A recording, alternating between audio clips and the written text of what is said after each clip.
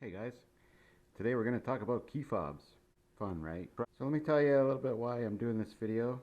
I just bought myself a truck and of course it came with keyless entry and a factory remote start.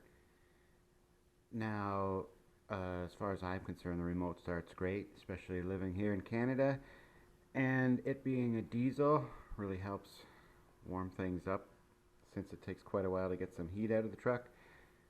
However, the range sucks on this remote, not gonna lie. 90% of the time, I can only be like 50 feet away. Uh, and I like to start it from work when I'm walking through the parking lot, which at times is around 200 feet, and it just doesn't do it. Very rarely will it ever start.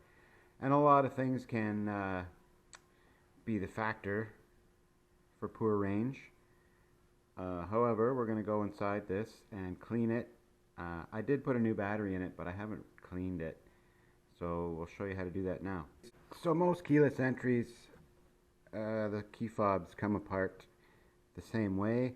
This one has a key inside it, and that's just in case your battery ever dies in your vehicle or your remote. You essentially have no way to get in. Unless you have somebody willing to crawl under the vehicle with a set of booster cables and put power to the starter, which in turn would send power to your battery, and you'd be able to unlock your doors.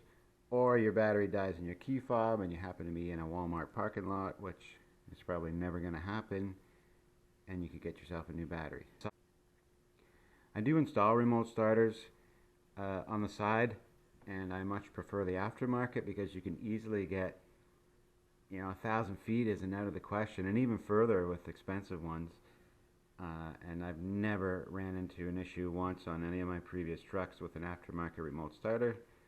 However, this is what I have for now. If I don't like it, I may go to an aftermarket starter. But for now, we're going to open this thing up, and there's a little slot right here, and you can just stick the key in and twist it. And these things are all the same, pretty much the way they open. Just look on the back. Some might have little tiny Phillips screws. So, like I just did, you can use the key to stick in there. Or, if I close that back up, you can use the common household screwdriver that everybody has in their drawer, known as a butter knife. And just slide it in like that and give it a twist, and it pops open. Now what you're going to see inside here is, well, on mine, this is just the clip to release the key, and we don't have to do anything with this. Now this piece, there is a rubber inside it, which you'll feel when you always push your buttons. Now this rubber is slightly water resistant. It will give you time if it gets wet. If it's raining, it's not going to hurt it. But if you do really get it wet, it's a good idea to actually take it apart like we're doing here and dry it out. Remove the battery as soon as possible, and then let it sit and dry out. So we'll pull this rubber out, and there's my battery. And I don't know if the camera can pick it up actually, but there's 4 dots on it right here, and that's where this connection is being made on these 4 points.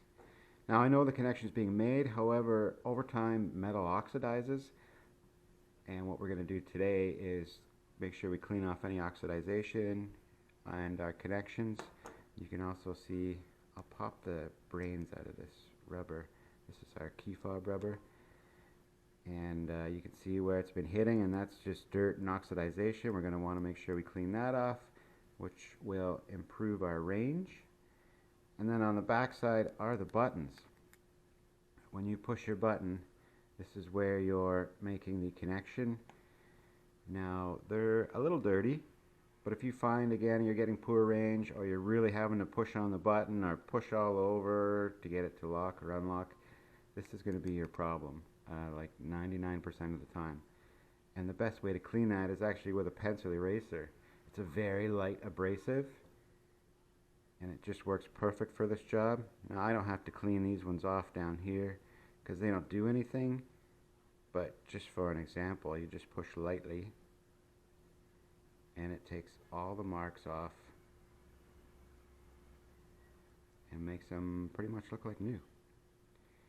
I don't know if the camera can pick that up with the light, but this is my remote starter button right here.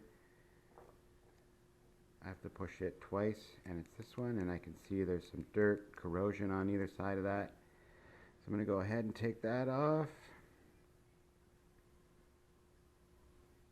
And it's as easy as that. It's clean. This one doesn't do anything on my remote, but I'll just clean it for the sake of showing it. Now, these are my lock and unlock.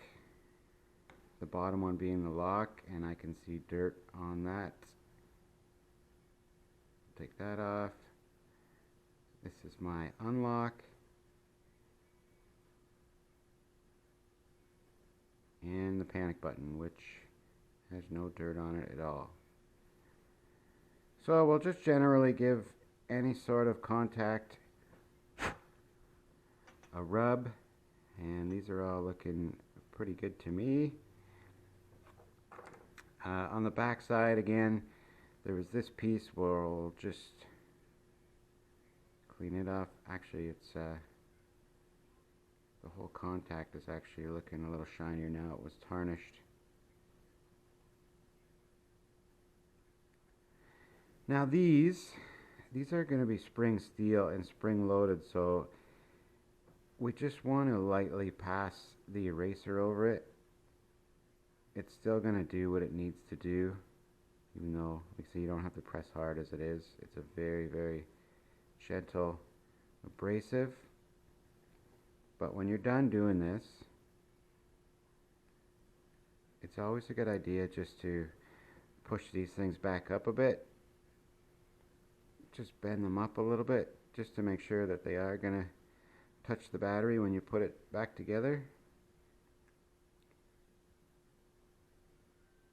Just like that. As you can see, they're nice and high.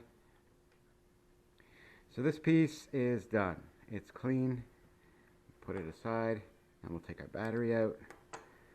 And we're just going to want to basically do the same. Pass the rubber. Now this battery's new. I've owned the truck for about 2 months, and the first thing I did was just quickly throw batteries in it because I noticed my range was so poor. But today, I'm going to take it apart and clean it all. The battery for this Dodge keyless entry fob is a 2032. Now there are connections on the side of this as well, as you can see here. So we'll give them just a quick cleaning.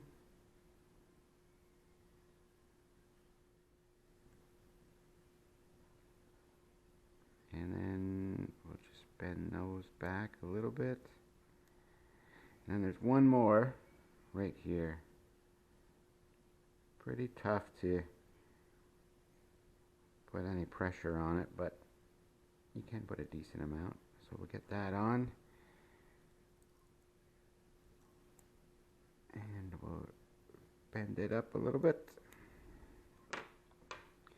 Now you'll want to look on the inside of this. It tells you your battery size, CR 2032, and plus side down. So our plus side is facing up right now, so we'll turn it over, push it back in, and that's it. This thing's ready to go back together. Put the brains back inside the